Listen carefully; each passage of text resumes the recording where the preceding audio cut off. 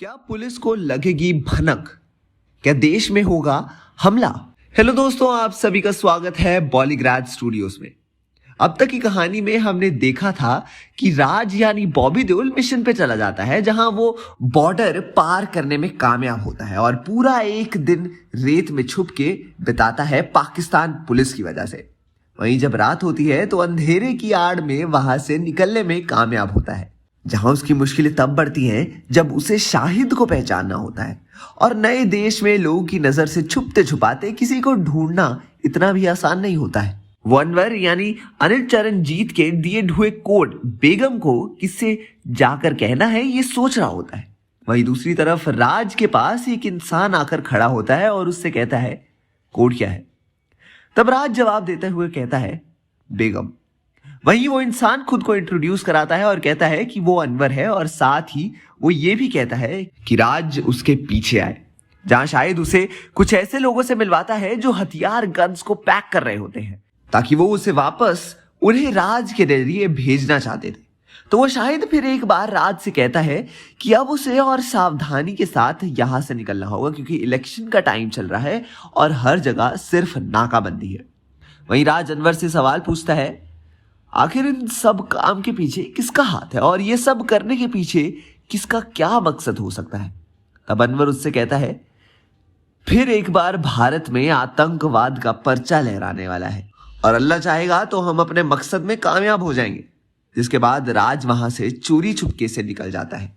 वहीं उसे 4 व्हीलर में बिठा के मेन सिटी कराची से निकाला जाता है, जहां बीच में ही एक नाकाबंदी में राज की गाड़ी को रोका जाता है पाकिस्तानी पुलिस द्वारा, और पुलिस आगे बैठी है गाड़ी की चेकिंग के लिए। एसीपी बख्शी यानी राज अर्जुन इस गाड़ी की चेकिंग करते हैं और लाख छुपाने के बाद भी उन्हें राज मिल जाता है और राज पकड़ा जाता है।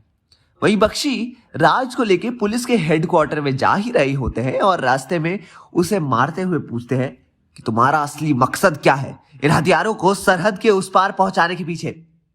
और राज उसे जवाब देता है, मेरा असली मकसद ये है कि मैं भारत देश में दहशत पैदा करना चाहता हूं। कि सुनते ही बख्शी कहता है, किसी भी मुल्क में अशांति फैलाना और मासूमों की जान लेना हमारे धर्म में नहीं सिखाया जाता है।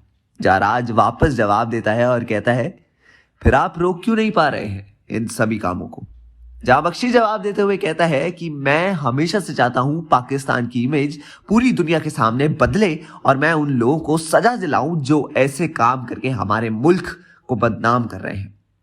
वही ये सब सुन के राज कहता है, तो आपके पास एक मौका है कि आप इंडियन आर्मी के साथ मिलके ये चीजें इस वक्त ही रोक सकते हैं और बाकी के सस्पेक्ट को पकड़ाना हम पे छोड़ दीजिए। जहां राज उसे सब कुछ बताता है कि वो एक मिशन पे आया है और उसका मोटिव क्या है, और बख्शी उसे वादा करता है कि वो उसकी मदद करेगा और दोनों ही उस बॉक्स को लेके सरहद के पास पहुंचते हैं। राज ने अब तक मैसेज के जरिए सौंदर्य और मेजर को सब कुछ बता दिया होता है और वो वहां उनका वेट कर रहे होते हैं।